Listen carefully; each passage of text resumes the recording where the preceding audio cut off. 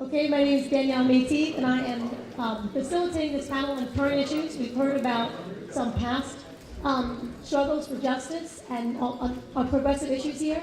Talked about some of the leaders, our elected leaders, and now we're going to talk to some of our community leaders about some of the burning issues that are going on right now. Some of our speakers need to kind of speak and run, so we're going to give them a chance to talk, and then we'll do a round of questions. So let's start. Please introduce yourself, your organization. Just we'll do it quickly. But for the first round, yourself, your organization, and then we have a few sentences on the issue that you're bringing to us today. I'm Susan Ogden, and I am with an organization called Get Money Out Maryland. This is a grassroots organization. We don't raise any money. We've been operating since 2013. A lot of information here about getting money out of politics. There's only a couple of ways to do it. There's a lot of grassroots efforts. Our focus is a constitutional amendment to overturn Citizens United. And we've been working at the state level. So, according to Article 5 of the Constitution, either Congress can propose an amendment and it goes out to the states for ratification. Alternatively, as revolutionary founding father George Mason thought, what if Congress is the problem? We need an alternate way. So we are in favor of an Article 5 convention to overturn Citizens United. There are 5 states that have called for it. When we get to 34, Congress must call for it.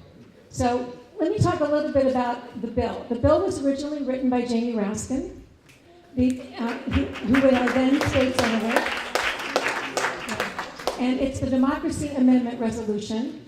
And its purpose is to make sure that constitutional rights are only limited to natural persons, that the states and the federal government can regulate the raising and spending of money in campaigns. And thirdly, Jamie inserted strengthening voting rights. And I think we can all see from what's happened in the last few elections, we need a stronger constitutional right to vote in our Constitution. So our bill has those 3 components.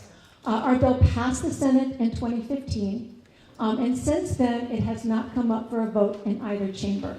But I want to talk a little bit about what has happened with us. We've grown from 6 people to 6,000 supporters. The way we've done that is there is just no way around this, folks. Organizing is a lot of hard community work. It means petitioning, citizen to citizen, educating citizens about Citizens United. And what's really shocking to me is that there are legislators who don't always understand the ramifications of Citizens United. And so part of what being a citizen activist is educating our legislators. So we petition, we phone bank, and we secure the endorsement of members of Congress and other community leaders. We got the endorsement of Pastor Delman Coates of Mount Enon Baptist Church. We got the endorsement, of course, of Jamie Raskin, but also of Chris Van Hollen, and also Congressman Cummings. And so our strategy is to work at the grassroots and get a lot of citizens involved and get some influential community leaders and representatives as well. And that's how we have finally made some breakthroughs in the Maryland General Assembly. It's networking, it's relationship building. Mike Bush didn't want to meet with us for 3 years, so we petitioned at early voting in Anne Arundel County, got him almost 1,000 petitions, and then my colleague, also partner activist, made some noises about Mike Bush not wanting to meet with us. Somebody from his staff came to the polls and made an appointment with us. So you have to be really visible, really strong, and really active, and things can happen. So thank you.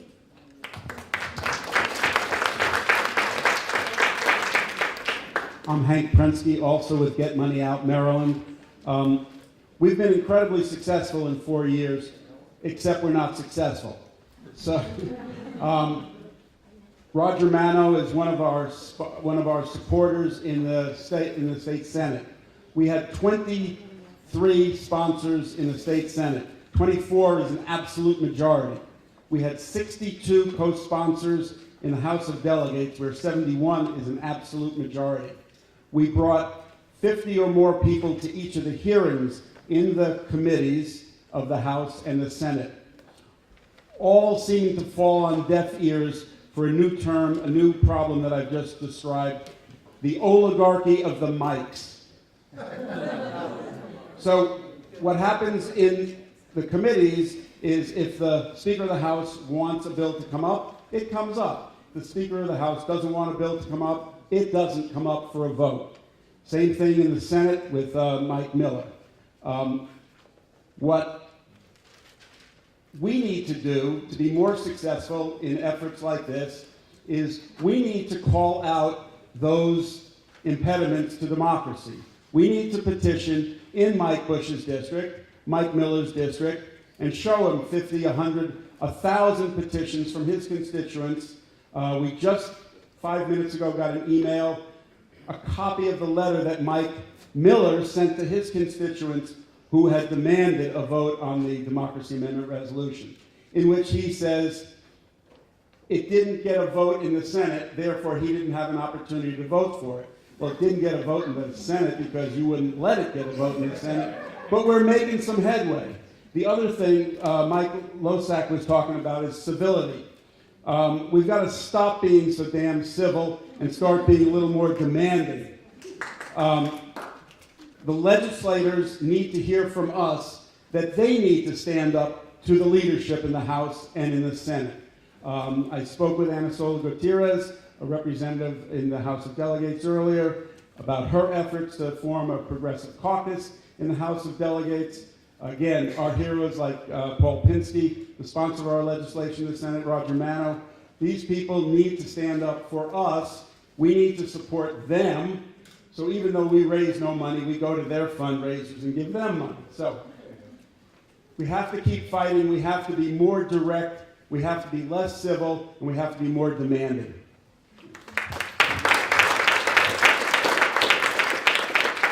So my topic is the achievement gap, which is good for Montgomery County because, surprise, we have the 5th widest gaps in the country out of, I think it's 14,000. I think I said earlier different numbers, 14,000 school systems. Why is that? I also told you earlier today that we have one of the most highly, if not the most highly educated town in the country, Bethesda, by census plot with percentage of population with master's degrees and doctorate degrees.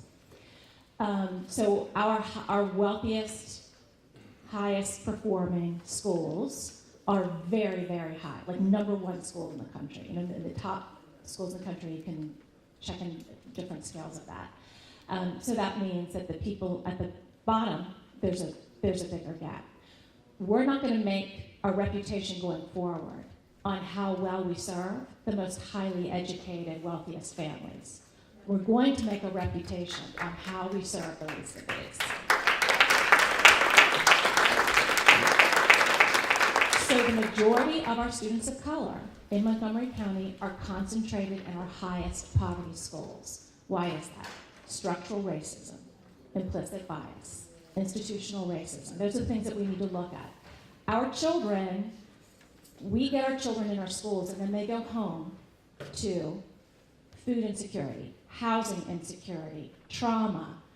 We can continue to get better, but we're going to need the community's help to be able to pay attention to these other issues that affect our families and affect our children. Our new superintendent is wonderful, and he is really willing to take a hard look at accountability for all of our students in all of our schools. Like I said earlier today, we see ourselves as this great bastion of diversity, that we love diversity, and it's all wonderful, until we choose where we buy our house. Right, you're right. So when we look at the demographics of a school, we make assumptions about a population. But I can tell you, our African American boys, where they have the highest graduation rate, you're probably thinking it must be from a W school, and you're right, Wheaton. Wheaton High School, which is a majority Latino school, largest cohort at Wheaton High School is Latino. They have the 3rd highest rated project-based learning program in the country. They're in the top 5% of schools in the country. But in our county, we make assumptions about our schools based on the demographics of those schools. And then as our income increases, we move to the schools that we see as better schools, concentrating all of the resources in those schools. So families with resources, when they come to a school, they bring their time, treasure, talent, their capacity for networking, their social capital, their outside supports, and they take them away from the schools that they leave. So we all have to really take a close look at our biases. Everybody has biases. One of the big things that we're doing, as I said earlier if you weren't here, is that we're going to have a policy around equity, anti-discrimination, and cultural proficiency. We're going to, for the first time, do a cultural proficiency training for all of our staff, which is really important because we all have biases. The first step is being aware of your biases and how that might be affecting your expectations for the children that you serve. As you heard from Mara say earlier this morning, if you know Natalie Fanny Gonzalez on the planning board, we have a lot of Nancy Navarro, woo! We have all these wonderful families who've immigrated here and done incredible things. When I was at the University of Maryland, I was speaking to their Hispanic engineers, it's a Hispanic engineer, professional society of engineers, who were ESOL students in our schools. And are now literally studying rocket science at the University of Maryland. But yet we have this incident at Rockville High School, and suddenly the illegal immigrants are ruining our schools. We got hundreds of hate mail about letting all the illegals into our schools and how they were destroying our school system. And our superintendent got death threats. Everybody in his family got death threats. His name, his phone number was put on neo-Nazi websites because he was a liberal with our Liberal Indoctrination Center of Montgomery County Public Schools. We believe that for our children to be successful, all of our children need to be included, welcomed, and understood. And we are not going to step back from that.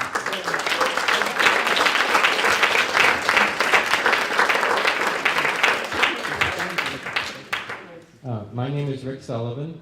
I'm with 350 Montgomery County. I believe some people have heard of us. We are the fossil fuel divestment folks. We are a chapter of 350.org, which is an international climate action organization. The fossil fuel divestment movement is about 5 years old now, and there has been about $5 trillion worth of assets that have been divested so far by 600 different institutions, some of them local governments, city governments, many of them universities, foundations, places like museums and so forth. So this is an international movement, and we're very excited about the progress it's making.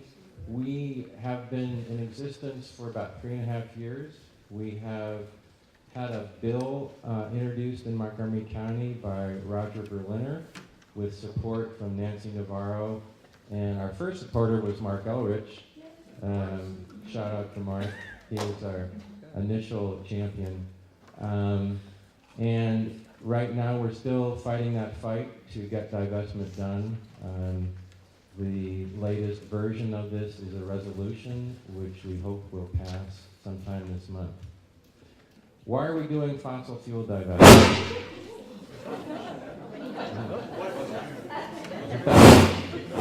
Exxon has the mic now, right? Yeah, I think that was Tillerson, I was going to say.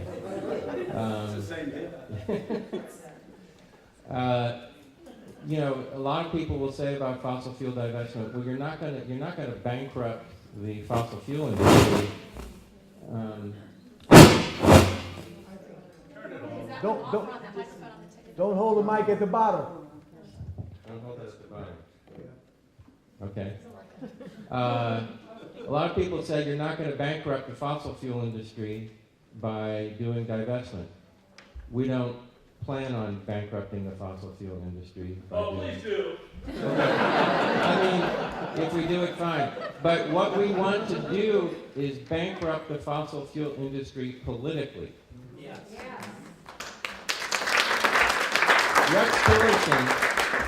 Rex Tillerson is the architect, the chief architect of climate denial in this country. Exxon knew 40 years ago that climate change would cook the planet and would destroy the environment for our children and our grandchildren. This is an existential threat to humanity. And when I say that, I mean existential, meaning up until dead. Extinction is a possibility as a result of fossil fuel burning. We have about 5 times as much fossil fuels in the pipeline as we can afford to burn and stay below 2 degrees Celsius warming as established in the Paris Climate Agreement. Exxon and other oil companies have known this for at least 40 years, and they have built the climate denial movement, which has kept them in business all this time. So, why would someone like Rex Tillerson still get, in 2017, 56 votes in the United States Senate to become our Secretary of State? Because climate denial and the suppression of climate change information is still alive and well. It's bought and paid for. And bought and paid for. With billions. So, And supported by some Democrats. yes, we had 3 Democrats voted for Tillerson, including Mark Warner of Virginia. Chris Coons of Delaware abstained because he said, well, you know, Trump might nominate John Bolton if we reject Tillerson. Easier to stop. This issue seems to have a lot of people excited in this room, which I'm very happy about.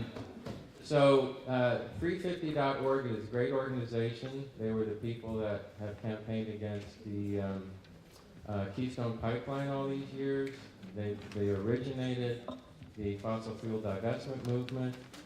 If you'd like to join us in what we're doing, you know, we are now at the stage of the legislative process.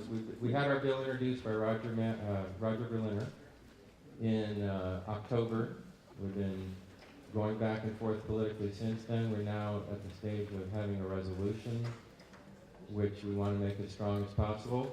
The DC government, based on a resolution, completed fossil fuel divestment last June.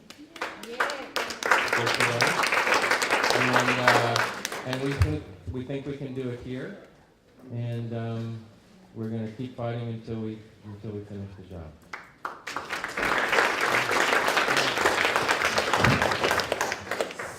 Good. Good afternoon, everybody. My name is Gino Wren. I have the proud privilege of serving as president of UFCW Local 1994, representing about 8,000 public employees in Montgomery, Prince George's counties, as well as Cumberland City. I want to first start by thanking the individual organizations and the coalitions and individual persons who have been pushing these 2 issues forward and having, quite frankly, a significant deal of success. The 2 issues I've been asked to speak to today are paid sick leave for all and a raise in the minimum wage, which I interpret as being a $15 an hour minimum wage. I believe strongly, and so do my partners on this issue, and Gustavo, my friend to my left, has been very instrumental in both these fights. I believe that we should have a national policy that as a society reinforce the idea of workers being able to take care of themselves and their families when sick without suffering a financial penalty to do so. And I think that we as taxpayers, we as voters need to get together, join forces, and make sure we push for that public policy. Workers simply should not come to work sick. I don't think anybody in this room will disagree with that. They can contaminate the work environment, more importantly, prolong their recovery period. Workers recover faster from illnesses when they have time to recuperate or seek medical attention. The Journal of Occupational and Environmental Medicine reports that nearly, think about this a minute, for those of us that eat out a lot, 2/3 of servers and cooks say they have handled food while sick, which increases the likelihood that illnesses will be spread to customers, causing potential public health issues that we're all exposed to. Workers who come to work ill will lead to presenteeism. This is a new one that I just taught myself about. What that means is that when workers are at work, they're not working at full potential because they're suffering with some sort of illness. For those of you that run businesses, that eats into your productivity when everybody's not at optimal working levels. According to the DOL, workers without paid sick leave are more likely to be injured on the job than those who have paid sick leave, particularly healthcare support workers, construction workers, and production workers. Paid sick leave is sought to build loyalty between workers and their employers and help reduce turnover, which can help reduce the cost of constantly having to train new employees. The lack of paid sick leave can drive and does drive the overall cost of health care. Why? If workers do not have paid sick leave and take time to go to medical appointments, which are typically during the workday, then where are they going to go to get their medical care? They're going to go to the emergency room. And we all know about the debate going on in this country about getting our arms around the healthcare cost curve and the constant and frequent use of the emergency rooms by folks who could better be treated in doctors or emergency care. The emergency care units that you see popping up are much more economical. I'm now going to switch to the living wage. Anybody in this room know what country passed the first living wage law? I didn't know this either. New Zealand. Back in 1894, right? In Australia, specifically the city of Victoria, was the second. The United States didn't come to the minimum wage dance until some 40-some years later, when under FDR, the first minimum wage law was passed.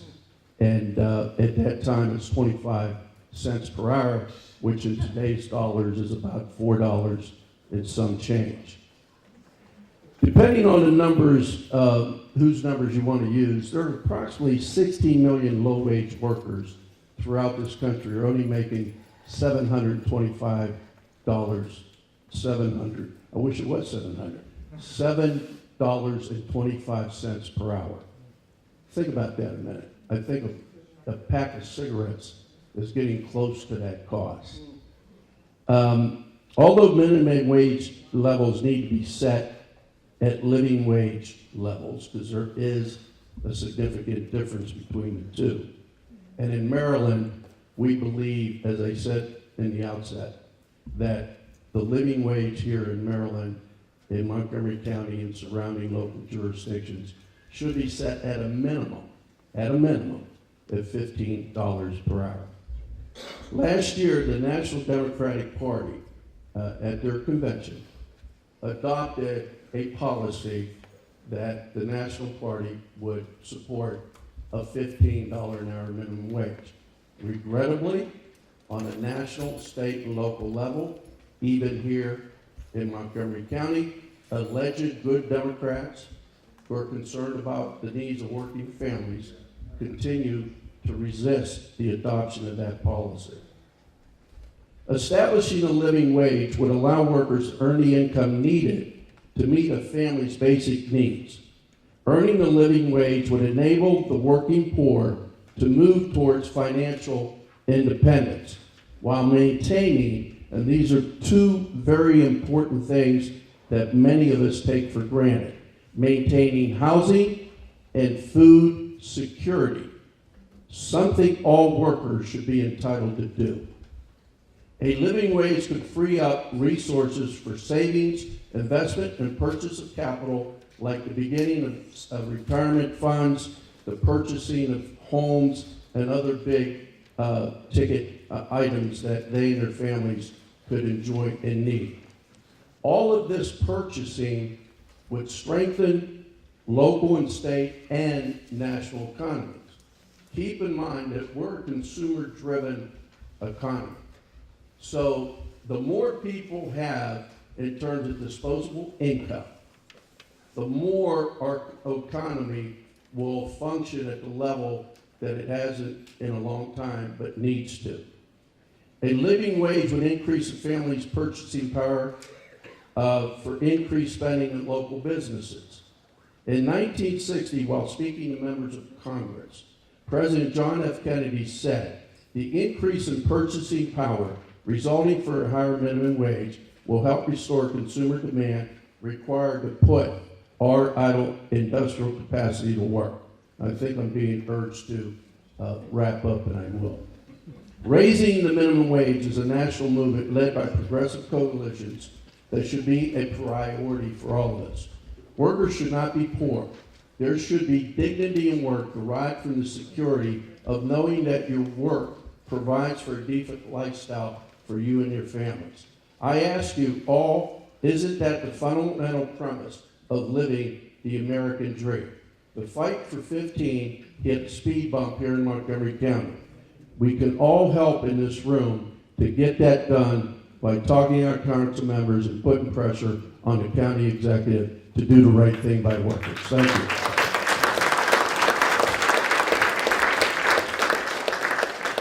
Gino, thank you very much. You know, those issues are so important for the Latino and immigrant community around the state, and in particular right here in Montgomery County. Very essential, very critical. My name is Gustavo Torres, and I am with CASA in Action. Yeah. CASA in Action is we are a membership organization, and we are right now in 3 states, of course in our Maryland, right here in Maryland and Pennsylvania, as well as in Virginia. We have 90,000 members. The great majority of them are low income, and we are very, very proud of being a membership organization. Today I'm going to speak about 2 different issues that are very important. Number one is about the immigrant challenges and issues that we face. And number 2, I want to speak about diversity and justice for a second.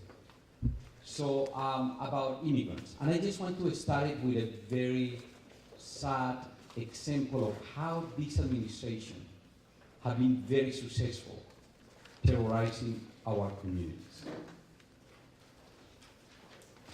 2 weeks ago, we learned right here in a local hospital that a mom, 20 years old, arrived to the hospital after 3 weeks bleeding. She had 3 kids, and she was undocumented.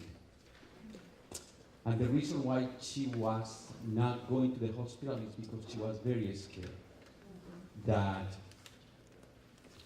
if the police hear that she's going to go to the hospital, probably the police can collaborate with ICE to deport her.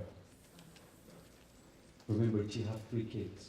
Finally, her friends and husband convinced her to go to the hospital.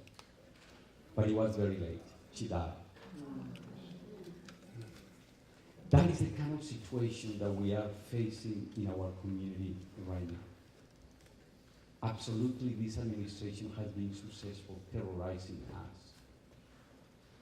And that is the reason why we have been pushing right here in our state for the Trust Act to make sure that we send a very strong message that the police have no business to collaborate with ICE to arrest and deport these families who have very, very honest families who have been right over here in our county or in our state making a contribution. Unfortunately, we didn't pass the Trust Act in the Senate.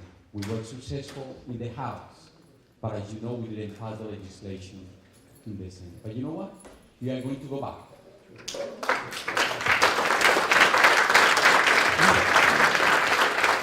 Let me start a little bit. We are going to go back because I want that you see us not as victims, but as fighters. That is what we are. So we are going to go back until we pass the legislation, until we pass the minimum wage, because we are going to pass the minimum wage right here. Right? And you know how we are going to do it? We need to win elections.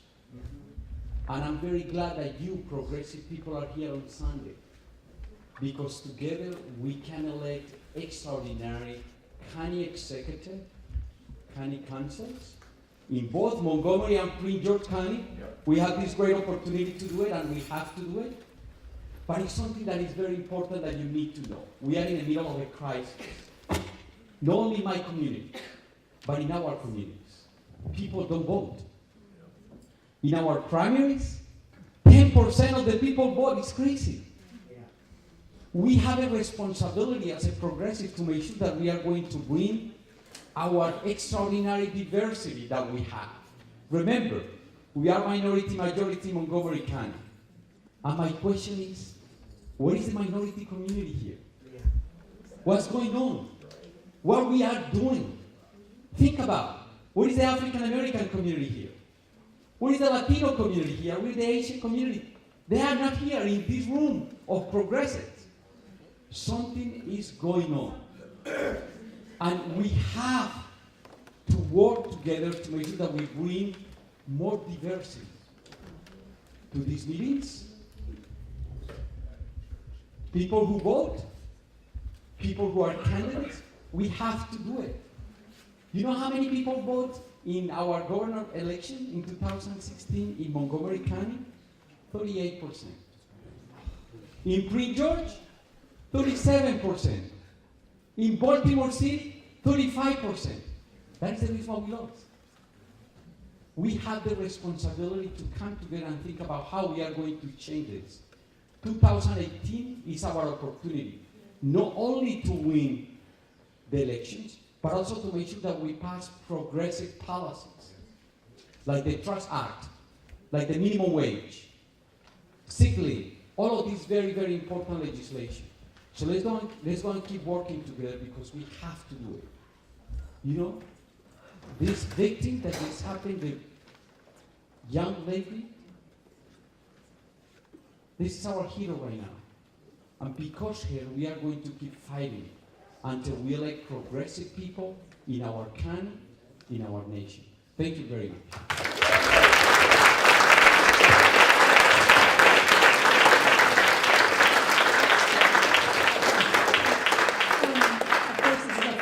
Panel, and you know, a lot of things we'd like to ask them. Unfortunately, we're running late, and so in order to accommodate the other panels, we're not going to be able to ask questions. I know. Sorry, we're the ones who had to cut it off so that you guys can actually get home sometime tonight. But these guys are here. Please talk to them afterwards. And we're gonna. I know it's totally late, but yeah, unless you guys all like hang out for dinner too. Well, some of us kids gotta get home. So I'm going to thank all of our panelists and the people of the meeting.